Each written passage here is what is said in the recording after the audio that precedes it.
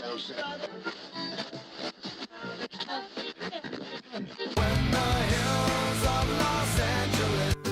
Angeles, I'm and most Hollywood nights. She goes to California, oh, California. What you say about Los Angeles? LA got the people saying.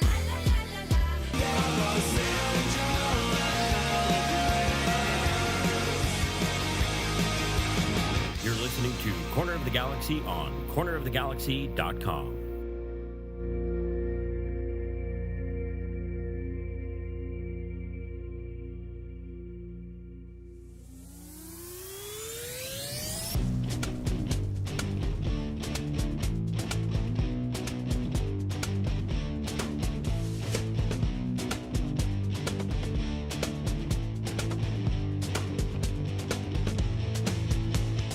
It's time for another episode of Corner of the Galaxy from the Box, the show that gets you behind the scenes of the LA Galaxy and into the minds of soccer reporters and MLS experts.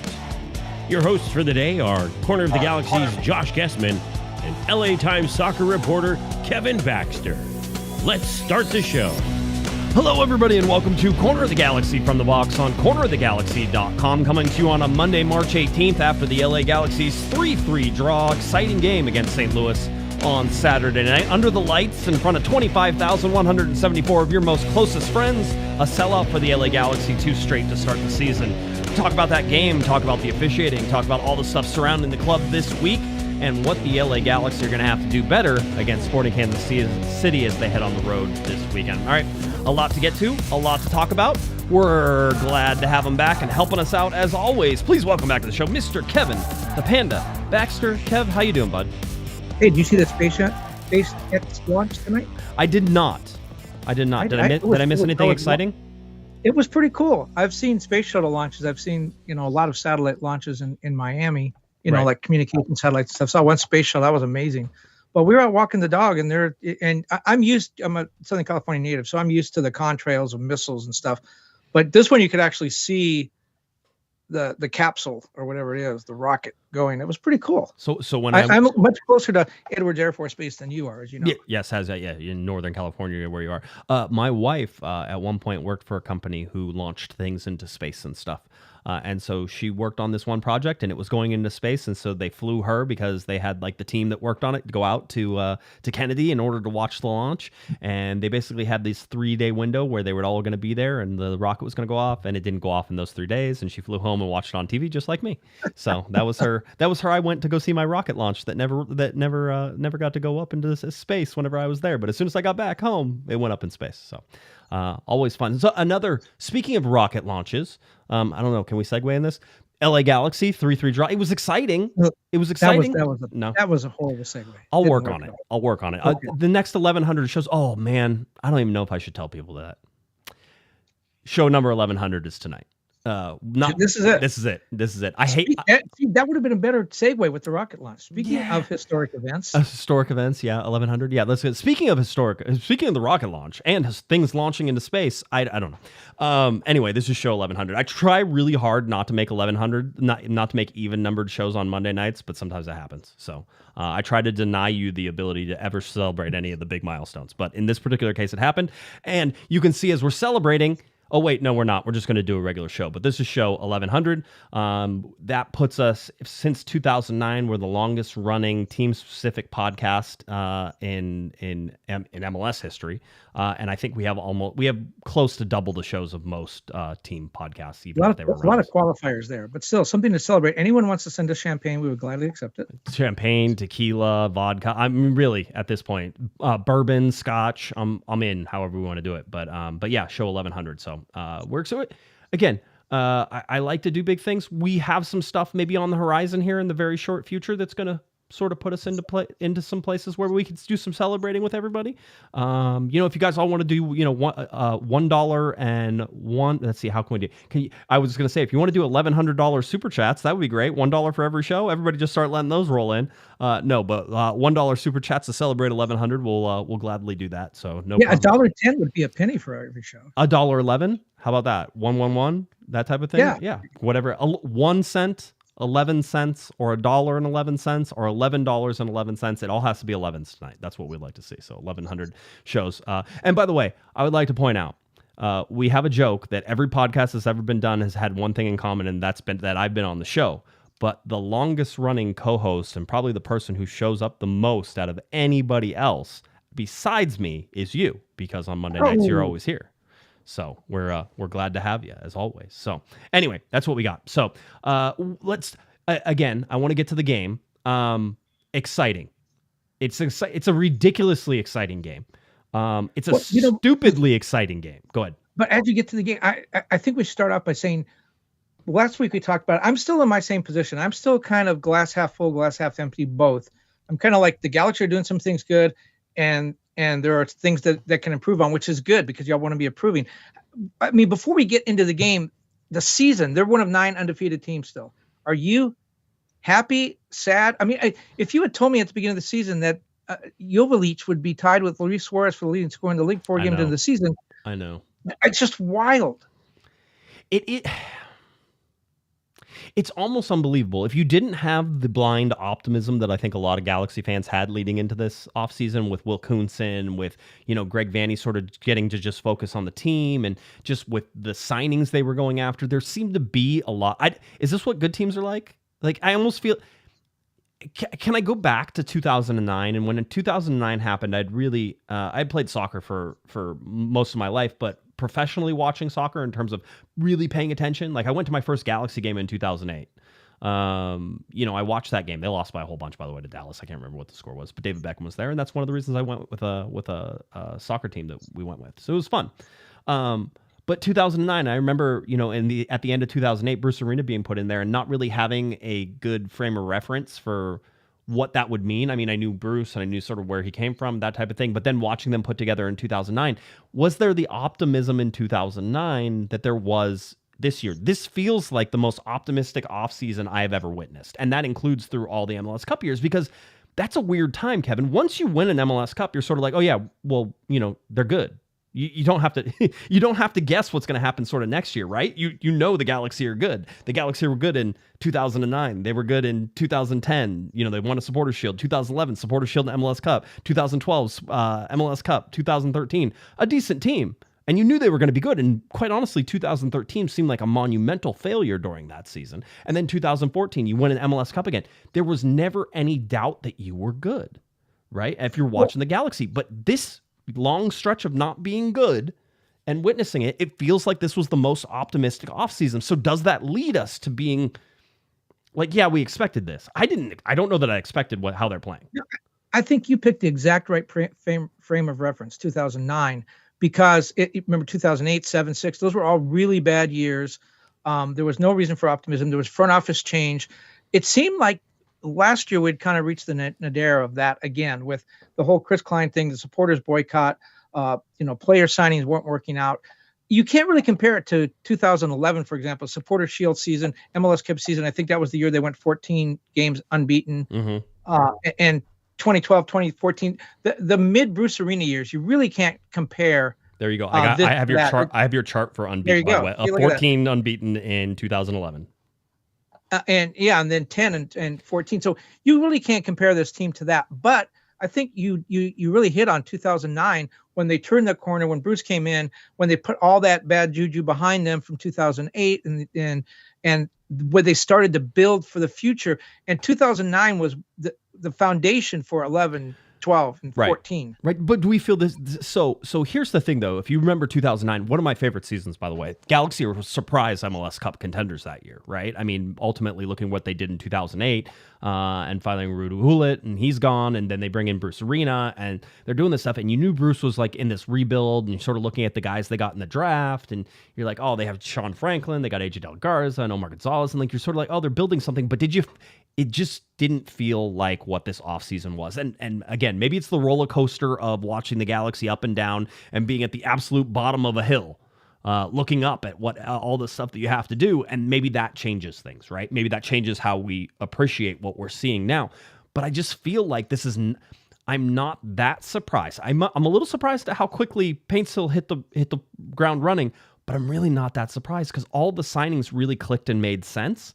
And That seems weird. That seems like something that hasn't happened. Well, and you can feel it in the stadium. You can feel the supporters. They want this because it's been so bad for so long. And it's not that feeling like last year. Last year, there seemed to be a lot of demand. People Right. like, we want this, do this now. Now it's kind of like, okay, you're heading in the right direction. We're going to have a little bit of patience. I don't know how long that patience will last. It's still the honeymoon period, but it feels positive around the stadium. It feels positive around the team. It does, and the team feels positive too, which is also a positive thing, right? So inside the team, let's get to some super chats because you guys made it rain a little bit in here. By the way, thunderstorms, lightning down here in Orange County. It was a weird day. Rained a little bit up here. Yeah, but it was probably snow where you're at. You're closer to the North Pole. Sauce Vader. $2 super chat. Congrats on 1100. Dope. Appreciate that. Gary, his 20th super chat here on the stream. Gary, thank you. You get when we put the plaques up in the studio, you're gonna get one there. $5 super chat. Congratulations, labor of love. Very rad. Very, very rad show. Appreciate that. Jeff, $11 super chat. Jeff, you're awesome. Your first super chat. Thank you, Jeff. Congrats on the Pec episode number 11, 1100. So. $11 would be 11.00. So that is, he did get it. I mean, technically, he got it almost. That's the closest you can get it to without being $1,100. So I'm waiting for that one. SD Galaxy fans, who we always love, $6 super chat. Congratulations. Tell us how everyone got their nicknames. Mine was because Pato. First of all, I think we've talked about my nicknames in the past. I've always had, for some reason, I had Goose. My last name's Guesman, but people pronounce it Guesman, and so I was Goose. But I also flew airplanes. I got my pilot's license, and so the whole it's Goose, flying the airplanes, Goose and Maverick, man, the whole deal. And so I always got the Goose thing. So that's one thing. That has nothing to do with Pato, by the way. I would just like to point out that I've always been apparently avian in my nicknames. And then it became because remember Pato, the soccer player Pato, would comment on all the LA Galaxy's posts, and everybody would be like, "Hey, Josh, is Pato coming?" And I got sick and tired of it. I'm like, "Stop it! I don't want to hear another word about Pato." Blah, blah, blah. And so that's how I got my nickname, was Josh Pato Guesman, just to harass me. I have no idea. how you got yours. How did you get yours? It was during the Pato era when you were going to be Pato, and so I decided I needed a nickname, and a panda. I look like a panda. And also we looked up panda on that particular show. Yep. Probably show 972 maybe. When we looked up pandas, and all they do is sleep and eat, and I thought, that's me. That's it. I am all over that. Right. So, and then the Hammer, Eric, the Portuguese Hammer Vieira, he's had the Portuguese Hammer nickname since he was doing other podcasts. So we just adopted that one. Larry Morgan, not on Twitter, was always very easy because Larry was not on Twitter, except he has a burner account. And he's absolutely on Twitter. Sophie the Cannon, she as you know, her other team that she covers and watches and does podcasts about on the Highbury Squad is Arsenal, and Arsenal's mascot is a cannon, Sophie the Cannon Nicolau. So that one made sense. Who else did we have? Alex's nickname, and this is a little bit of breaking news, but I'm not going to play the nice little sound clip that I have. This is Alex's nickname because we were sort of messing around with it on back and forth, is El Nino. I like that. No, it's already set. Don't argue. Nino del Oro, the golden boy. No, he's El Nino. Because he's like 12 years old. He's actually 20, but he's like 12 years old, and he will have my job someday. So I think we should call him the boss. Yeah. El Jefe. El Jefe. He's gonna be in charge. Yeah. He's El Nino. So that's how everybody. I think we got everybody. That's everybody's nicknames that we have on the show and have had for a little while. So that's that. Thank you for that. Let's see. Nelson, $5 super chat. 2017 and 2023 taught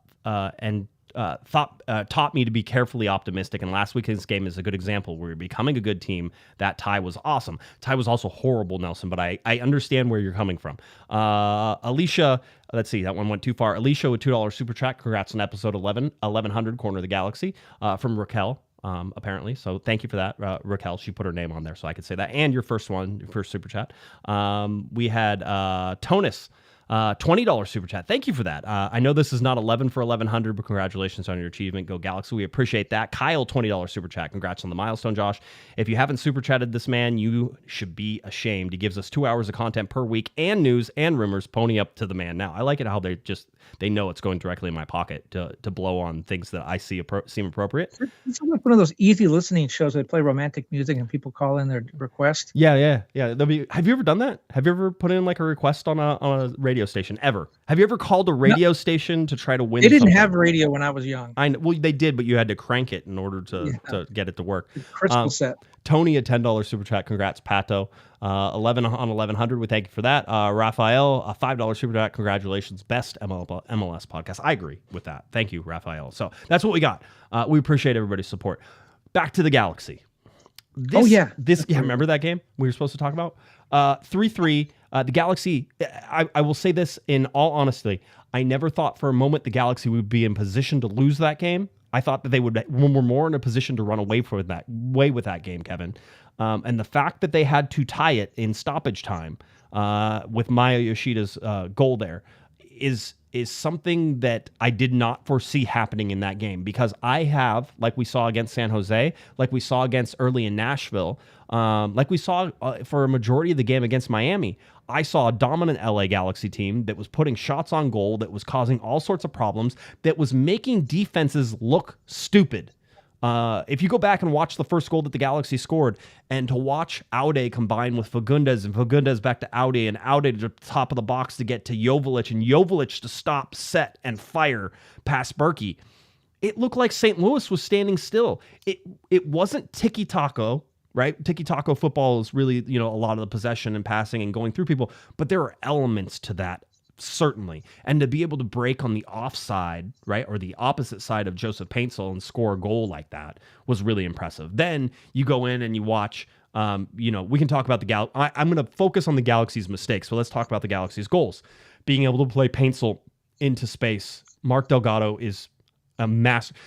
The day Mark Delgado makes Team of the Week, the day the universe will be right, because I don't know that anybody has played better in Major League Soccer so far this season than Mark Delgado. He's not going to get the credit for it. And I understand Joseph Paintsel, and I understand Ricky Puig, and people were arguing with me after the last time I said that Mark Delgado is probably team MVP right now. I'm considering that Mark Delgado may be playing. This may be the peak year you get Mark Delgado. So if you're the LA Galaxy, you have to use this year from him, because he is playing lights out, Kevin. Lights out, and he's got a partnership with Joseph Paintsel, and Paintsel's going to make him look so good. But Delgado is playing outstanding. You see that. Yovelich getting so many chances, and Berkey coming up with some big saves. Some of those are good saves, some of those are bad placement where they come. Looking at, Maya Yoshida getting on there. Cáceres had a header that was saved by Berkey in there. You have the crossbar that gets pinged 3 times, twice in one, and then the upright, I guess not the crossbar on Paintsel. Yovelich not scoring.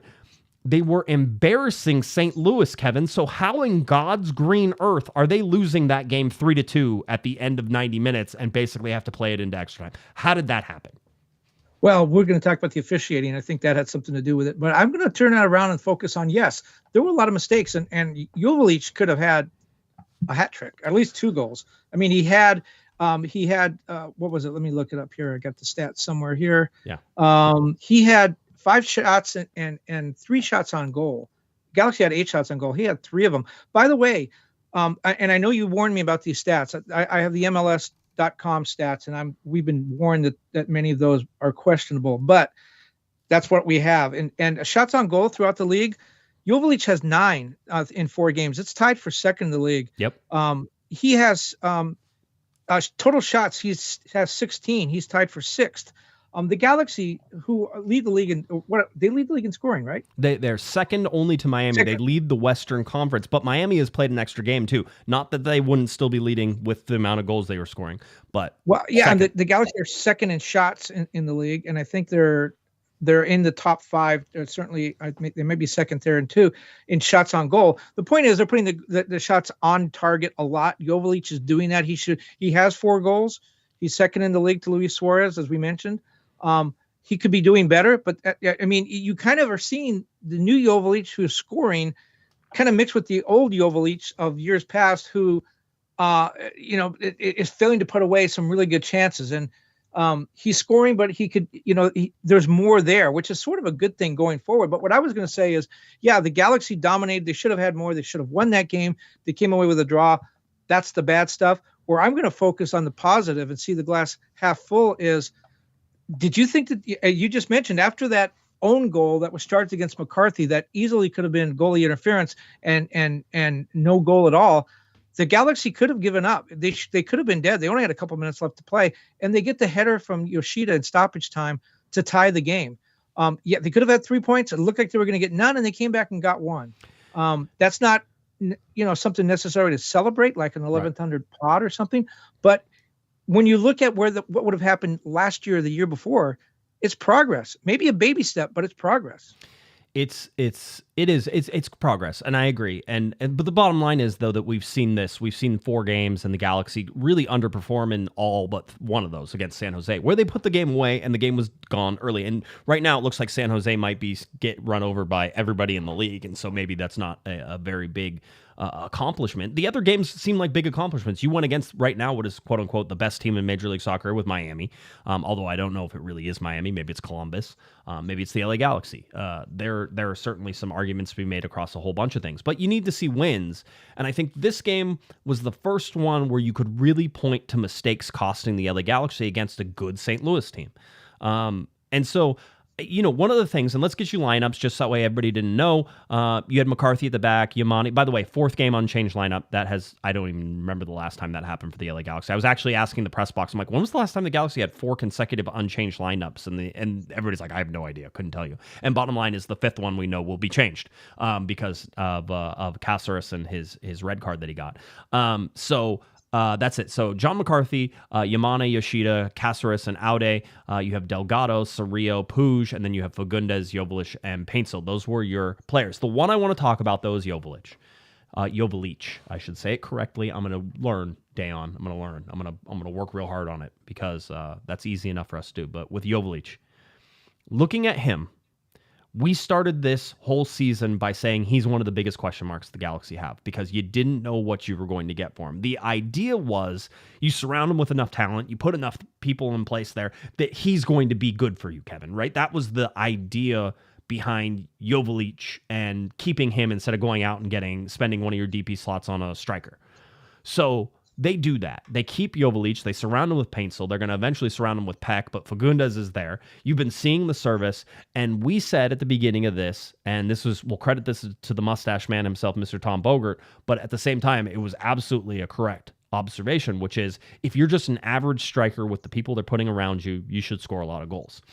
What he is doing is scoring the most amount of goals in Major League Soccer so far. Now, we can have a discussion about whether he should be scoring more, and I think that's a valid discussion. But is that even a fair discussion overall? I said it's valid. I just don't know if it's fair.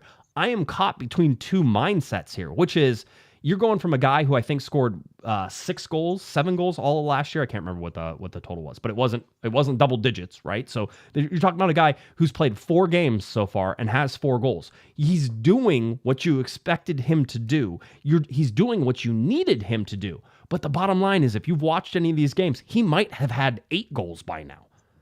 That's not unfair to say. Did you look it up? No, I didn't. Okay. But what I was going to agree with you and say that he's producing. We talked about, and he talked about at the beginning of the season, 15 goals was his target. He's certainly ahead of pace for that. We don't know what's going to happen next. But so he's scoring, but there's so much more there. And that's what I always used to hear from coaches when you talk about a team not scoring and you ask them, are you worried about it? And they go, no, we're getting the chances. We're just not putting them away. As long as we're getting the chances, everything's working the way it's supposed to work. We just need to finish. And that's kind of where I see Yovelich. He's just not finishing all his chances, right? But they're there. And you remember the story I did on Yovelich from Coachella, where I went to talk to him and said, Greg Vanney and the team did not go out and get another striker. They spent money on wingers to set you up. Everything is directed at you. They're basically saying, Dejan, you've been popping off. You said you should be the starter. Okay, the job is yours. What are you going to do with it? They challenged you. And I really kind of expected for a young guy for him to kind of shrink away from that and say, well, gosh, I hope I can reward their confidence in me. No, he's like, yeah, I'm going to do it. They made the right choice. I'm going to do it. That confidence, it kind of blew me away because I didn't expect that, but it was over the top confidence. Like, yeah, of course they made the right decision. They could have had Messi, they could have had Mbappe, but they made the right decision by keeping me. And I guess he's proven himself correct, at least so far. He has 6 goals, 4 assists, I believe, last year. And so 10 total. He's got 4 and 1 right now, so he's at 5, but 4 goals already. He's 2 goals away from tying his total from last year. So But his season high, I think, is like 11. Didn't he have like 11? Yeah. Yeah, 11 in that first one, right? So even that. So even if we say that he is at 11, even if we say okay, he's I mean, Christian Miles, who's been on our podcast on occasion, was talking to the Hammer Does not have a nickname. on Does Twitter. not have a nickname. It's Miles. Miles is his nickname and also his Oh. last name, I think. But Christian said, hey, if we're going to set a number at it, I put the number at 18. Over under for Yovelich. Is he going to score more than 18 goals or less than 18 goals? Let's just stop. And by the way, I think it's a great sort of game to play, and I can play that. is. I'm like push. That's an 18. He's getting 18. That sounds like the right number. It's a great number, right where it's supposed to be. But stop for a second. This was a guy who was being questioned about whether or not there were experts out there saying they didn't believe in him and he wasn't going to be able to score. Now he's got 4 goals in 4 games. Fans have seen it. They've said, you see the 4 goals in 4 games. They want more though. And so why? So is it fair for us to sit there and say, hey, Yovelich, yeah, I'm great. You're getting 4 goals. You're outperforming our average expectations so far through 4 games, but you left 2 or 3 goals out on the table. You need to finish those too. That seems unfair at this point. That seems unfair. He's performing above where we thought he was going to perform. By anybody's standards, if you figure he's going to get 18 goals, he's on pace for 34 right now. He's currently overdoing what we expect. But you look at a game like St. Louis where he could have had 3, easily 3. And by the way, 1 great save by Berkey, and 2 the header off the crossbar. That one should have been lower. Greg was sort of like, yeah, you hit the post with a shot, you hit the crossbar with a shot, and you have a header that goes off the crossbar. He goes, if we don't do that, we'd probably be good. And if he puts that goal away, the Galaxy are in a much more comfortable position. Again, it's the little things. But for me, I feel like sit on the you can't be upset at Yovelich right now. You can't be like, oh, well, you missed too many chances. No, I refuse to accept that right now. Not right now. Let him grow into it, Kevin. Unless you want him to be better, because he strikes me in the time that we've spent together as being a guy who Sydney LaRue was like this when she played for the national team. And Carly Lloyd is the same way. If you want them to do something, tell them they can't do it. The best way to motivate Yovelich is to say, that's good. You can't do any better than that. Here's a guy that during one injury time when he was sidelined, he learned how to do a Rubik's Cube in less than 35 seconds. Here's a guy taught himself to be a chess player, and during COVID, and he's one of the highest ranked chess players in the world. This is a guy who feast on challenges. Mm-hmm. So if you're going to go to him and say, oh man, you're off to a great start, that's the end of his season. You got to tell him what's wrong with you. Yeah. You got to score more often than that. And he'll just go nuts. And I think Greg Vanney's figured that out. And I think that's what this whole off season was about, to say, this is you. It's all about you. Put the pressure on him. He loves it. Yeah, and I don't disagree with that, right? Like my whole thing is, by the way, I was able to pull up Jovelich's stats here. So here are his stats, right? So goals right now, 2024, he has 4, 1 assist, 5 total. 2023, he had 6 goals, 4 assists. That gives him 10 total in that particular one. You're looking at 2022, 11 goals, 3 assists, right? So he was at 14 total in that. So the goals plus assists. I expect his assists to be a lot lower this year, but I think he's going to get 6 or 7 of those in there. And then the goals. I mean, if you're saying he's at 18, you're saying he's 14 away from where he's supposed to be, and you're only through 4 games. To me, it seems like the ceiling is you need to raise the ceiling, and I agree with that. I understand, and you don't. If you're Greg Vanney, you don't go out there and say, "Oh, well, you're doing really good. You don't have to work so hard." Like, no, it's like, how come you're missing those? I agree with that mindset 100%. I'm just saying, as fans, as observers, we can't suddenly move the goalposts on him just because he's accomplishing what we expected, what we were hoping he would do, right? This is the best case scenario for him right now, is 4 goals through 4 games, tied with the league leader, Luis Suarez, which, by the way, Miami's played an extra game. Just again, like to point that out. He is doing the best of the best right now in all of Major League Soccer. The Galaxy have scored the second most goals in Major League Soccer at this point. I know they've left chances out there. I want them to, I think everybody wants and sees that they can improve, but you also have to stop and step back a little bit and say, they've been pretty unbelievable through the first 4 games. And listen, they've only won 1 game. That's the, and he's been consistent too. It's 4 goals, but it's not like you see that a lot. And it's a hat trick and a penalty shot. No, he scored a goal a game. He's been very consistent. I was just it's just, to me, is I want to give everybody, this team, Yovelich, everybody, Paintsill, everybody, they need the time to breathe. The Galaxy need to get better and not shooting themselves in the foot, which is certainly this game. But overall, what we're seeing is miles above the expectations I think we were really sort of putting. If you were really and truthfully telling yourself about what the start of the season was going to be, Kevin, I don't think you'd look at this and say, man, you're going to play some really good teams. And by the way, you're not going to lose to any of them. Right. And then you're going to beat the ever living crap out of the one crappy team that you played so far. And there's more there. I think that's the thing that I hang my hat on is there's more there. As we've seen, Yovelich has left some goals on the table. There's been some officiating things that Galaxy are not going to use them as an excuse, but we can look at that and say better officiating. Maybe there's a few more points there they picked up. And also the one thing I wanted to ask you about is what's going on with Gabriel Pec. Now I know that Fagundes is playing really well, and I'm not saying Pec needs to be in there, but my point about things getting better is Pec not up to speed? Once he gets up to speed and he and Fagundes start splitting that time even more, does the team get that much better? Because he was the target. He was the guy. Paintsill was a great addition, and he's played spectacularly, but Pec was the guy we heard all along that they wanted.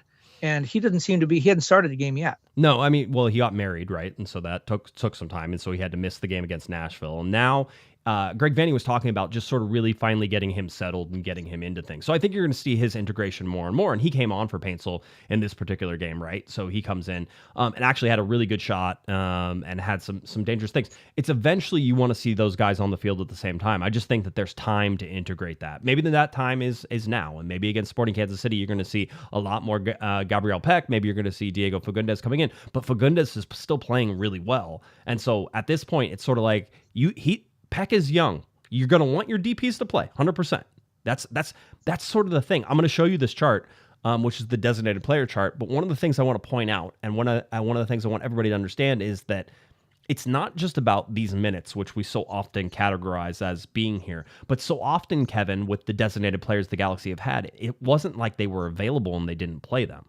It's they've been injured and weren't available. So when we see, Gabriel Pec having 4 games, having only played in 3 games and 0 games started, and he's only played 76 minutes so far this year, right? You can sort of sit there and say, yeah, but it's not because he was injured. It's not because he wasn't available outside of him getting married, right? It wasn't because he was available. It's because the Galaxy have the time to integrate him and bring him into this club now. And so I think you're going to see all of these things shoot up. And by the way, the 70%, let's say if it ended right now, which would be unfair to most of those other seasons, but the 70.7% of total available minutes being played by your designated players would be the highest by a very considerable margin, by 8 or 9%. So it's not something.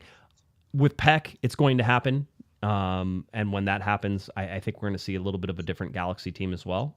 But I also think that there's a lot of time for Fagundes to have a ton of minutes this year. We said he was going to get a ton of minutes this year. I still believe that he's going to get a ton of minutes this year. Yeah, he may have been one of the best players in the preseason and certainly deserves all the time he's getting. But we know that Pec is a game-changing guy, and by pairing him with Paint, so that was the sort of dream team that we envisioned going into the season. Yeah, could have been. Let's get to some more super chats. Michael, $2 super chat. Am I the only one who thinks the DJ sets are fire? I like them. I've been having a great time. You missed Tokimonsta. I had a good time. The only thing that I would complain about, and I was sitting next to Damien, was that the spotlights that they use hit the press box like directly in the face, like every time. It just like I was trying to watch the DJ set and I just got. So if the Galaxy could go about just adjusting the spotlights on the second level over on the right hand side, if you could move those down a little so that they don't hit me directly in the face, I'm in. But other than that, it was great. You don't get a say. You weren't there. I don't want to hear it. Because you were going to complain about it anyway. We were making fun of you for thinking the music was too loud while we were there, by the way. Matthew, $5 super chat. Here is a good question.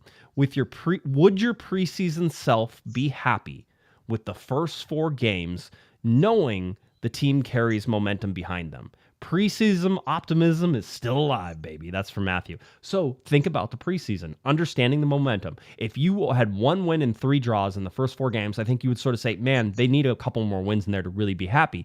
But knowing the momentum that is building and knowing that they're carrying that momentum, is that enough? Matthew, it's an excellent question. $5 super chat. Appreciate that. What do you think? I think so. I mean, when you look at the schedule, they were way at Nashville. They had Miami, the season opener with Suarez and Messi, probably the only time in the season that all those guys were going to be healthy at the same time. And they're unbeaten. What I don't look so much at the points and the draws. I look at the fact that they're unbeaten. I would have taken this in a heartbeat with the schedule. Freddie, by the way, $5.11 super chat. Congrats and thanks for the podcast, Josh. Regardless of what this team resolves, regardless of what I see, people. I think sometimes it's me, sometimes it's people. All right, I'm gonna figure through this. Regardless of what this team is doing, there still leaves plenty of room for optimism. All right, that's what there's. So see, there's plenty of room for optimism. We're trying that. Yeah, I mean, by the way, a good question in the chat room as well. Somebody said, when is Brugman going to start? Right. So that's another thing. That's a good question too. Cerrillo's been very good, but he has caused some problems as well. One of the things I wanted to highlight, we talked about sort of looking at this, and if by the way, I can go through the starting lineup. Diego Fagundes, I thought, had a pretty good game, was quiet a little bit, but they were attacking through Paintsel on the other side, so I expect that he would be more defensive in what he's supposed to be doing. Sort of in that position. I thought Yovelich had a good game. I thought Paintsel had an excellent game, scoring his first goal. They played his music whenever he scored, so that was fun to sort of see that there. So Paintsel did. Ricky Puig was a mixed bag for me. We're going to talk about that. Cerrillo, I thought, actually played a pretty good game outside of the one pass that I didn't like. Delgado had an outstanding game. Aude had a very good game. Cáceres, we'll talk about his sacrifice and what he was able to do. But Cáceres and Yoshida both had good games. Yamane had a good game as well. And then McCarthy, I thought, made the same saves I think I expected him to. We can talk about sort of the mistakes on the set pieces. This is one of the things I wanted to highlight, though. This is the infamous pass from Cerrillo to Puig that was turned over for St. Louis's first goal. And so this is the moment that it's about to happen. So Cerrillo is getting ready to pass this ball back to Puig. And as you can see, Cerrillo is surrounded by 4 red shirts. And he's going to give it to Ricky Puig with a guy who is chasing right on his back. All right. Now, when this gets played a little bit further forward, you see the position that Puig sort of leaves everybody in. He's trying to get to the ball. Puig is trying to pass that ball forward because Cerrillo has given him not a lot of time to make this decision. Now, I would argue that Ricky tried to do something goofy with that pass, and I'm not sure what it was, but if you go back and watch the replay, it almost seems like he was trying to trick the pass or trying to do something in which he was trying to deceive the attacker who was coming at him. Two things. I don't know if there was enough time, but one, Cerrillo could have played the ball back to McCarthy instead of the Puig, and that would have broken the pressure because if we go back and look at where all the pressure was coming from, McCarthy would have been clear of that pressure and would have had plenty of time to deal with it. So Cerrillo trying to pass that ball to Puig when there's 3 or 4 guys around. I would imagine Greg Vanny and all the assistant coaches are looking at this and saying, let's circle this right here because we made a mistake here with Cerrillo. Cerrillo's a young kid. He's going to make mistakes. And when you rely on Ricky Puig to break yourself out of presses and for him to dribble around people, you're going to get caught. And the problem here is that if Ricky just tries to boot the ball or tries to do anything to sort of get it out of the way from the attacker who's trying to close in on him, there wouldn't be such this odd man rush immediately because Ricky gives the ball up and already it's, you had 2 center backs who were out wide with Yoshida and Cáceres because the Galaxy were in possession. And now they're supposed to chase down and come back into the center. There's nothing they're going to be able to do. And that's not a defensive mistake. That's an offensive mistake. Here's Ricky Puig trying to do whatever he was trying to do with the ball. And as you can see, his body position's a little weird here whenever he's being closed down. Again, he's trying to either come across the ball or feed that ball back to Cerrillo, and Cerrillo is going to be in trouble even if he gets that ball back. So does Ricky have enough time to clear that? I don't know. And watching some of this stuff, I think you can sort of see it. But anyway, for me, this was the big mistake. This was the biggest mistake of the night. Right. And because you're winning 1-0, you're in total control, Kevin. This was a time where if you watch the San Jose game, the Galaxy were able to close the game down and shut it down by the 60th minute of the game. This is one that let St. Louis back into a game they were not in. Their pressing and their clogging of the middle was successful eventually, and that's what caused the Galaxy to turn things over. And Greg Vanny talked about it afterwards. He said, hey, use the outsides more. He goes, the middle is there. You can always play through the middle. He goes, but the middle is to connect the 2 sides. He goes, if St. Louis is going to clog and sort of condense into that middle and pressure in the middle, then use the outsides where you have guys like Paintsel. And anytime you played Paintsel into space, that dude was getting shots on goal. So that was a big mistake for me because that let St. Louis back into the game. St. Louis ends up having a decent enough XG in this that you're saying, well, they had some chances, but the chances they converted, Kevin, were all fairly low percentage chances whenever you look at it. So the Galaxy survived the big chances from St. Louis. Giving up the goals the way they did, especially on the 2 set pieces, is something to say. And before we get into talking about the officiating, because I know we're going to get there, Kev, I want to just say that if I'm the referee, I'm not sure I call foul on either of those on McCarthy either. I know that there's a lot of heat headed that way. I will say this: I thought that instant replay should have looked at all three or both of those goals as problems, and all they did was look at the Dogso goal, which was not even close to controversial. This was the weekend, Kevin. 5 games with red cards in them, and if you go back and watch some of those red card games, they're absolutely red cards. But the games have been out of control. And because they've been out of control, players are out of control. When players get out of control, they get red cards. This game, separate from all of the Galaxy mistakes, and the Galaxy could have done everything they wanted to win this game, and we would never had to talk about the officials. We still would have, because this game was officiated poorly. And this weekend, people started standing up for that. And my column, which will go up online in the morning and then be in print, I think on Wednesday in the LA Times, I talk a lot about this, about the officiating through the league and why it is the way it is because of the lockout.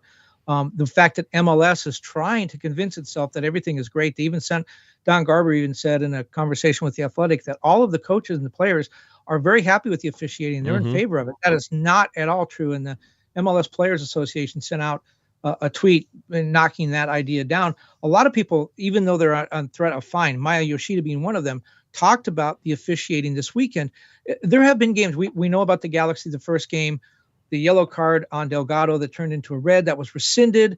They didn't restore the points because that red card, that expulsion led to Miami's tying goal in stoppage time. It came right exactly through the area that Delgado had vacated because he wasn't on the field.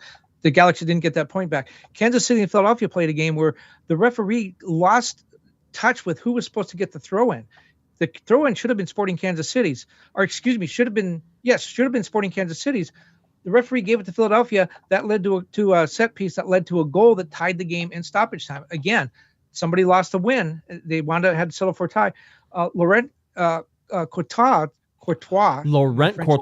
former LA Galaxy assistant coach. Either was he first team or just second team? I remember Laurent whenever he was a player for the LA Galaxy and down with Galaxy too and doing coaching there. Yes, Laurent Courtois. That guy, he's with Montreal now. He said that there were that they lost to Chicago 4-3 on a very bizarre goal from Kellen Acosta in the wind. But in that game, he said 2 of the 4 goals from Chicago shouldn't have counted. One was offside. The other one, there should have been a foul called. And there's a replay that shows, I think he's correct, that Chicago Fire goalkeeper came out of the box and played a ball with his hands. It should have been a red card. Yep. Yeah, and that wasn't called. And they had an offside goal in that one that shouldn't have counted. Yeah, that Chicago was offside. 2 of the 4 shouldn't have counted. This stuff is happening week after week, and we saw a lot of players. I think there were 4 or 5 coaches that spoke out about the officiating this week. And again, they're speaking out knowing that they're going to be fined or that they're subject to fines. And Greg Vanney summed it up. Greg Vanney has walked that line. He's been ready to explode because arguably you could say they've lost 4 points on officiating calls this season. And he's ready to explode. But he tried to walk that line. And what he did in postgame is he explained, look, when you're playing a team like St. Louis that's in your face, you need to fight back. But you need to know where that line is. Like, I can do this, but I can't do that because I'm going to get a foul. And he said, when the referee calls this as a ticky-tack foul and gives you a yellow card, but then you knock a guy in the back of the head and nothing happens. You know, Ricky was getting beat up all night. And we know Ricky Puig gets attacked a lot by opposing players because he's the engine through the midfield and he's a small guy. But Ricky's getting to the point where I think he got a yellow card for protesting just because he's tired of getting hacked. And there's no sense that this is a foul and this isn't. No, there was no clearer, and I'll give you my observations. There was no clearer, there was nothing clearer in my mind, basically, than to look at the referees in this game and understand. And you and I were sort of, I was hinting at this before we started the show, but I said, you know, so often we look at players and we say, hey, can the player go from like USL to MLS? Can they handle the speed of the game? Can they handle the physicality? Can a player go from minor league baseball to major league baseball? Can they handle the pitching? Can they handle, you know, the physicality, how big everybody is? Can they handle the speed of the game? NBA, you know, can they go from college to the NBA? Can they handle the speed? Can they handle the physicality? A lot of times we're looking at just the pace of play is so different.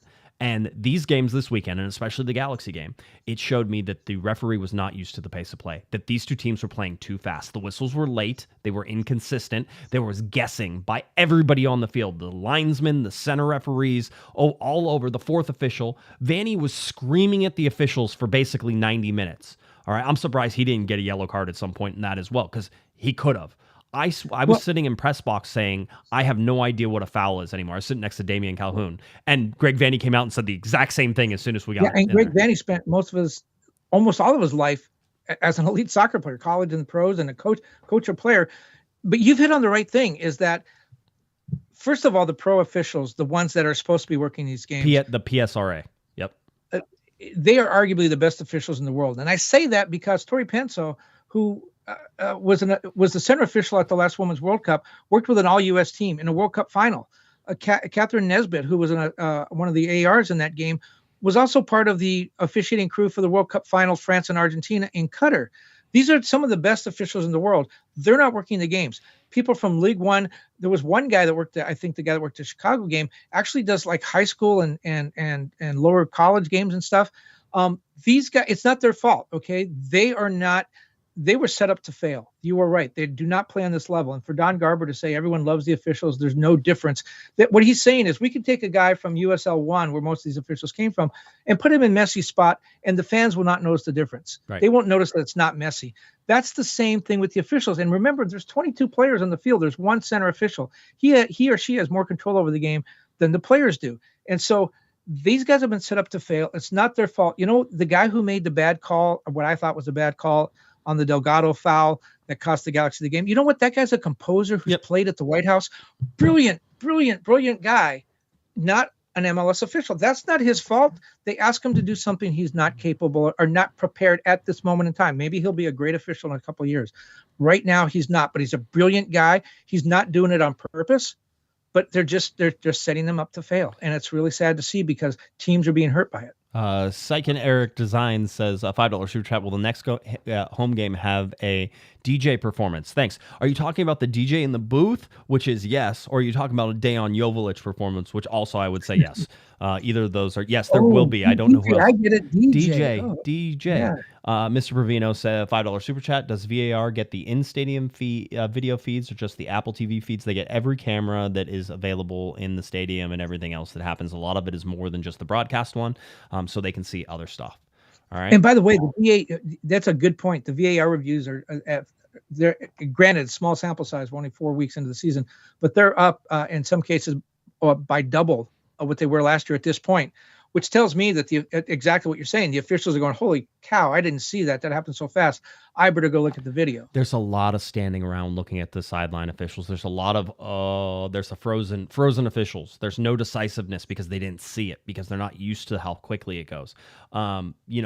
There's arguments again about the McCarthy fouls. Again, those are some more isolated incidents.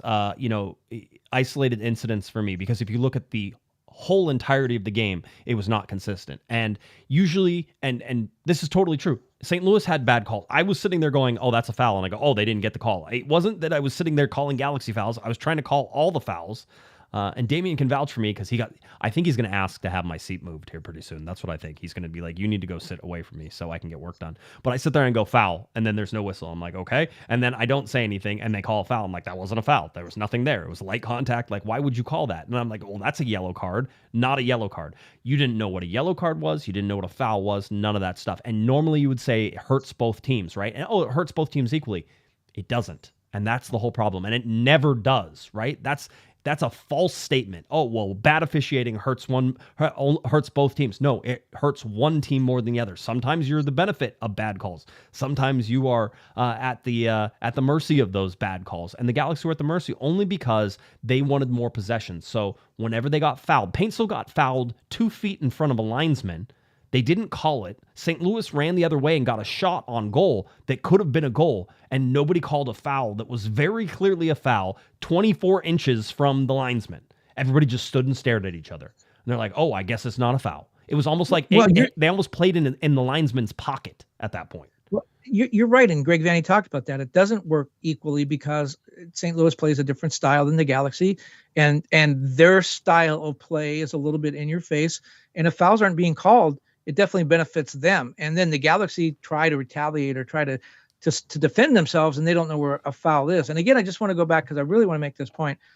I don't blame the officials. I think they're doing the best job they can. They're just not prepared at this level. But if you're one of those officials and they call you and say, hey, you want to do that League One game at that high school stadium in Oklahoma, or would you like to come do Messi and the Galaxy at Dignity Health Sports Park on worldwide TV? Yep.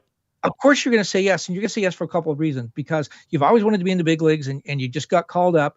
The money's probably a little bit better. And I'm sure in the back of your mind thinking, this is my chance. I can do this. Well, maybe not, but you're not going to say no to that. I'm sorry. You could be the biggest labor activist in the world and everyone could tell you you're crossing a picket line. Well, you're not, for one thing, but you can't, you're competitive. That's why you're doing this job. You're a competitor. You can't say no. It's not the officials' fault.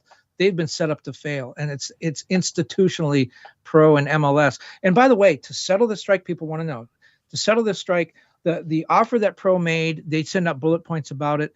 It does look good. There are big pay raises for the officials at the bottom. Some of those are making, not very good wages. For the officials at the top, they really get no benefits or few benefits until the playoffs. What the union says is, look, we're asking for $2.7 million in salary, benefits, health coverage, better travel conditions, $2.7 million. And you say, that sounds like a lot. It's $95,000 per team. So it's a third string goalkeeper for some of these teams to get first rate. That's some of the best officials in the world on the field. It seems like a bargain. It makes no sense to me when you're trying to attract all of these eyes on the league because Messi is here and because you want to capitalize on that. All right, let's pretend that that's what MLS's business plan is, which it is, right? But they'll tell you it isn't. Is that you have Messi here, you want all the eyes on this league, you want to put out the best product, and you're balking at $2.7 million. Makes no sense no sense in any world, in any way. Does that make any sense to me? It's one of those things where maybe you don't want to look weak, and so you want to really negotiate this in order to get it. To me, it's like, how about you just pretend? Every once in a while, you need that one guy who's at that dinner table who's like, people are arguing over how much they make, how much to split the bill by. Well, no, I only owe $21 because I did this. There's that one guy who throws the credit card down and is like, I got this, I'm done. Right? That's what MLS needs to come in here. Stop the bickering, put the credit card down, pay for it, and walk out and be the hero. Right? Be like, yep, we're doing it. We're done. I don't want to mess anything more up. MLS can do that. They can do it tomorrow. Jeff Carlisle, by the way, reporting that PSRA and Pro are trying to determine times and places to meet later this week, but nothing is finalized. The fact that they can't even meet in a room at this point and have a schedule for that is freaking embarrassing. All right, almost as embarrassing as not getting replays right, but other than that, embarrassing. And what you're talking about is the real point. Is Messi is here. It's attracting eyeballs. Those eyeballs lead to sponsorships, lead to players saying, hey, you know what? That league looks pretty good. Look at that stadium. I wasn't going to watch this game, but Messi's playing, so I turned it on at 3 a.m. in Finland or wherever I am. That looks pretty good. I might go play in that league. They're blowing that now because they're going to look at that and say, oh, my God, that was a foul. And the referee completely – oh, no, I missed another foul. And he called a red card on that? People look at this and saying, this is not a first division league. Somebody in our Discord was saying that that basically their brother is watching more MLS, and then the parents are coming over to watch MLS with the brother and the two sons. And so the parents are watching more MLS, and they've never done that. So they're sort of MLS newbies, right? And the whole deal. And they're like, man, these are really hard games to watch because there's just not a lot of flow. Go back and watch the St. Louis and Galaxy game. Yes, it's exciting. They go end to end. It's MLS after dark and all that fun stuff. But watch how many times the referee interrupts the flow of this game. And the fact that players don't know what fouls are or don't know, Caceres got a yellow card for kicking a ball away, but not because he kicked the ball away in anger, is because he literally thought it wasn't a foul because it wasn't a foul. And so he went to pass the ball out. He couldn't believe that it got called for a foul. But then he gets a yellow card too. The only other thing I would point out, and we can sort of put the referee stuff, I think, aside, was on the Caceres red card, and that's a straight red card. So he'll miss one game and then have to come back. That's how that goes. So who replaces him? I think it's Zavaleta for right now. I mean, that seems like the only. How far away is Neil? I mean, not as far as we know, he's not back and fully training. So, that hasn't been updated in a while. We probably need to ask Greg this week what's going on with that. But he's not going to be ready. It's not like he's just, throw Jalen Neal in. No, it's going to be Eric Zavaleta. And so, which I think will be okay. I don't think that's going to be a huge issue for the LA Galaxy. I think eventually they're going to need to get another center back. I don't know if they're going to go out and get a starting center back though. With Caceres and Yoshida and Neal, you'd have to see that Neal is not capable of coming back from the injury that he has, which I don't think is the case, in order for you to really go out and get another starting center back. I don't think that's going to happen. Just think about this. Zavaleta, remember, turned down a call up from the Salvador national team. If he hadn't done that, he'd be on international duty right now. Yeah. Then what would the Galaxy do? Yeah. I think we did. Adam had a $5 super chat. Do you guys think Jalen Neal will be back for the first El Trafico game on April 6th? Any thoughts on how Zavaleta will do against Kansas City's Johnny Russell and Polito? Like I said, I don't think it's going to be. I actually think the Galaxy's defense is very much better than it has been. In general, in transitions and everything else. I think the Galaxy are doing a little bit better job. Now, the stats say that they're in trouble right now in terms of goals and everything else. Right now, it says they're going to give up to 60 goals if they continue on the pace they are. I do expect it to slow down, and 3 goals in one game will certainly do that early in the season to sort of sway those numbers. But last year, they gave up 67 goals. In order for the Galaxy to sort of be average LA Galaxy team, you're looking at them around like sub 45 goals is what you want to look at that. But I don't think Zavaleta ruins that. I'm actually a much bigger believer in Zavaleta than most of the people here. I think he's a good and consistent backup for what the Galaxy need in this particular case, which is a guy who's not going to play very much, but who's a leader off the field. And so he's going to have to come in and play, and he's going to have to be on his toes because Kansas City's a good team. I would be very concerned about them. So that was a $5 super chat. That's the only answer though right now. That's it. Is Zavaleta. So just letting everybody know. The Galaxy always struggle against SKC. It seems to be that a team that they have a lot of trouble with. Yeah, it is. Especially on the road. It is, absolutely, 100%. By the way, I want to shout out to Brenda, who's in the chat room. She says, hello, everyone. Been watching, but just not active in the chat. I lost my father-in-law this Saturday that passed, who was also such a huge Galaxy fan, and watching tonight's pod has been bittersweet. So with that, Brenda, we give our condolences, and that's not fun. I hope that maybe Talking Galaxy can give you some good memories of your father-in-law. And hopefully when you go to Galaxy games, you have that sense of family is all around you, because I find that the Galaxy family and those around are generally some pretty awesome people, especially in times of loss. So I hope you're doing well, and I hope your family's okay. And please send along our condolences for that. Anything to add, Mr. Kevin? No, that was excellent. Yeah, well, very well said. Okay. Maybe she can come to the bottom of the stairs and say hello to us. I mean, I can probably go to her. She can tell me which section she's in. I'll go there. We'll go over there. Yeah, exactly. We can do that. So that's sort of, I think that's sort of where we sit. The only other thing that sort of got put out, and this was I guess it wasn't planned as a Friday news dump, but just with paperwork and everything that was going on, was the LA Galaxy 2 news. And LA Galaxy 2 now transitioning over to the Ventura County Fusion. All right, see, I was going to say that. I knew I was going to say it. They're not the Fusion. The Fusion are a different team, but the Ventura County FC. They're going to be playing their games at Cal Lutheran. Now, they went in and partnered with Oaks Sports Holdings, right? And I think it's Oak Tree, and that, if I'm not mistaken, is Tim Lewicki's group. Is that not? It correct? could. I don't know that that's the case. I know that Kobe Jones is part of this particular ownership group. And so everybody's asking why this is happening. And I don't have any direct knowledge of it. I found out on Friday, basically just before everybody else did, just in terms of what was going on and how it was happening. But there's a real issue with MLS Next Pro teams. And one of those issues is, Kevin, is that if you're a Galaxy 2 team, you can't necessarily go out and get your own sponsorships. And playing at the same stadium means that you're sort of always living under the shadow of the main team too. And so I know that LA Galaxy 2, when the Galaxy get out their accounting numbers and they look at the accounts and they go over to LA Galaxy 2, there's a giant red number over there. I mean, I don't know what that number is. I don't know if it's like $2 million, $5 million, if it's more than that. It could be a lot, looking at training facilities, paying players, all the stuff, the coaches, all of the things that sort of go in. It could be a very large number. So that's a very large red number that is hitting to the bottom line. Now, some would argue that with AEG, the company that it is, and the money that they have, it's a pretty small number in general sort of standings, Kevin. But the bottom line is it's a red number, and they're not really capable of generating a lot of their own revenues, right? Ticket sales, jerseys, sponsorships, that type of thing. So there has been a trend in San Jose, started it, the LA Galaxy right behind them. And I almost think that whenever the Galaxy were trying to get that field down in Orange County, remember they were playing, there was that whole big hubbub. I thought maybe that was an attempt at doing this. But it seems like this has all been settled now. But the idea is that basically the pipeline is still managed by the LA Galaxy. Will Kuntz is still in charge of that pipeline. Everybody, there's nothing that changes really from the competitive side for the LA Galaxy. No, they will remain at Dignity Health Sports Park. They will train there. They're trained there. All the stuff is going to stay there. Except for the games.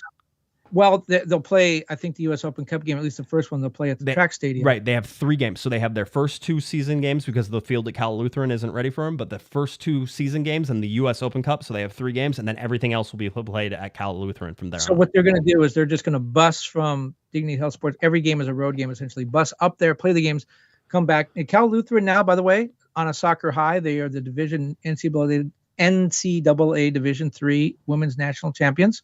There's big banner out there now. That's where Angel City trains. So they'll be playing right next to the Angel City training base, which is kind of cool. I have a little bit of problem in that because you made the mistake coming in, and I think other people are going to make that too. Ventura County Fusion is a iconic team. I know it's a lower division team.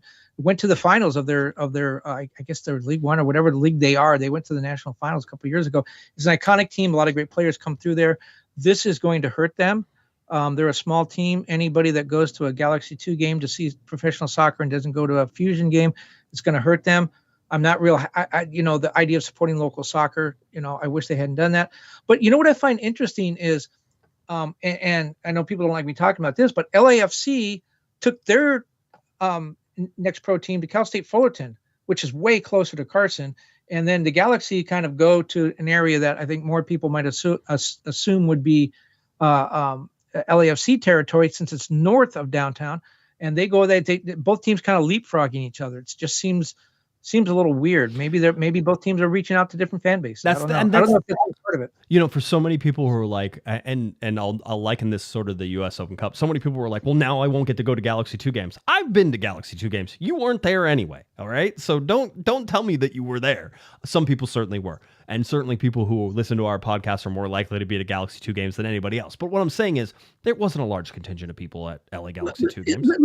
It does have the opportunity of working. Let's say 100 people, 200 people go to games. Probably get more than that. But let's say they go there and they say, hey, look at this young 16-year-old Josh Guesman guy. He's pretty good. Oh, he got called up for the Galaxy.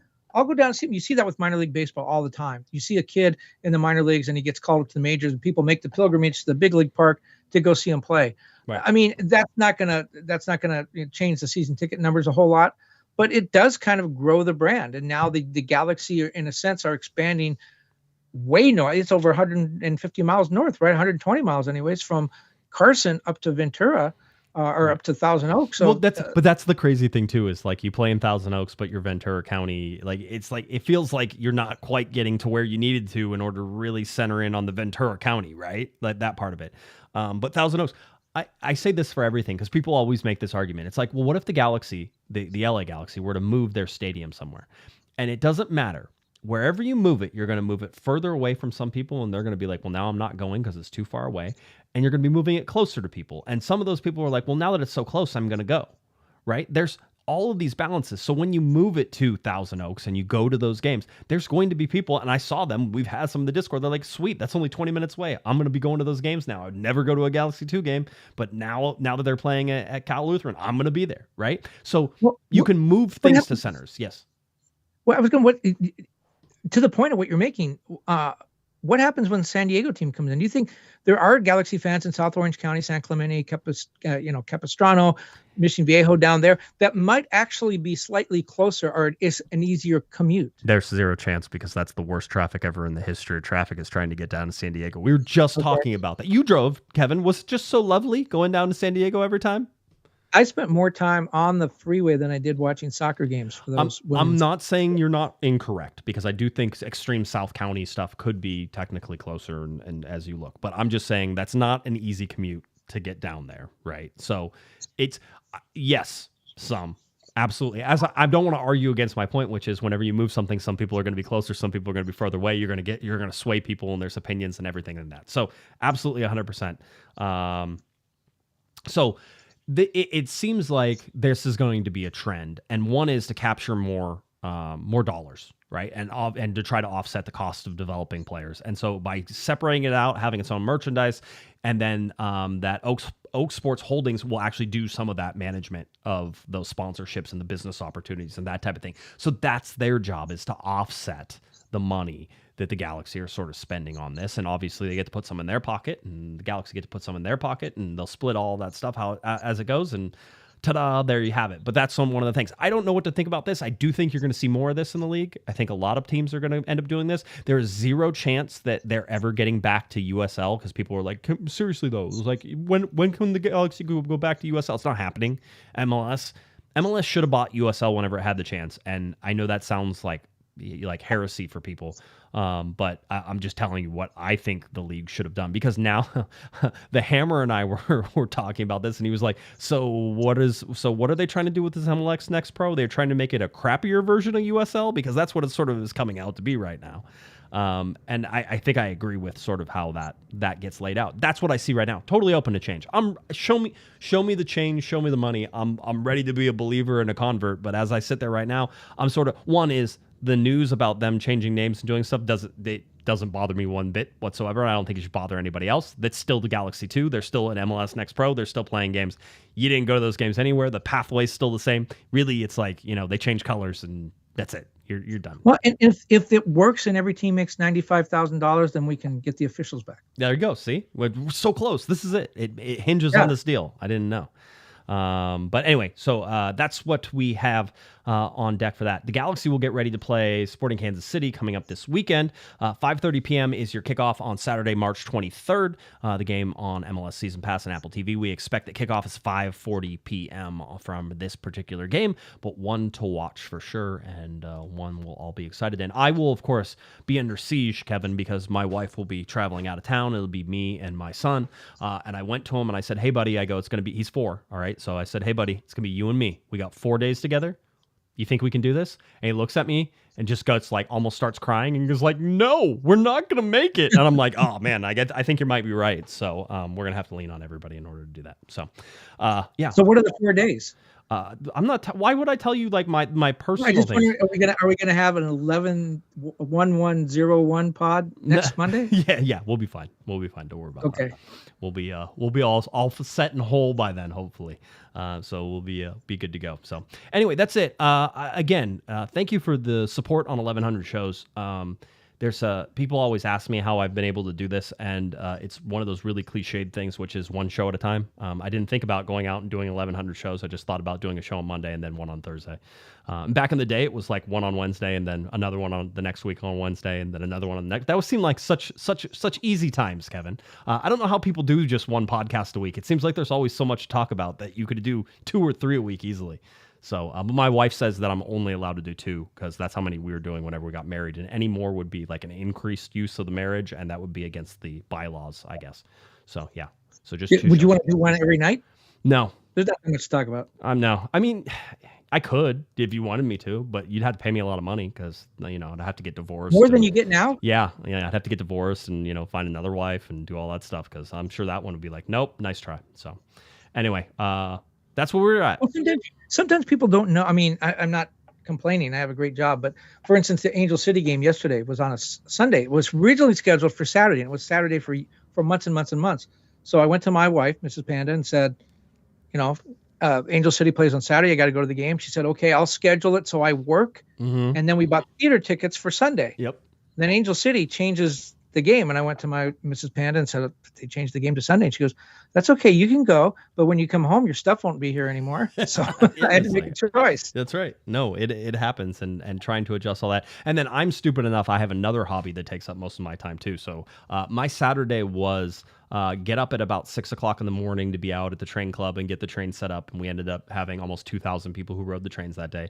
At 2 o'clock, I left early. God forbid I left early, but I did. I left early and went home, got to see my wife and my son for a little bit, took a nap, took a shower, and then jumped up the freeway and saw the game, was there till 11:30, 11:45 at night, went back down to my car, got home, did the whole thing, went to bed, woke up at 6:30 in the morning in order to do the second day of run day on Sunday. So, but Damien says, thank you for taking the shower. Yeah, he appreciated that part. So definitely. So, by the way, Sophie says, and Sophie's in the chat room.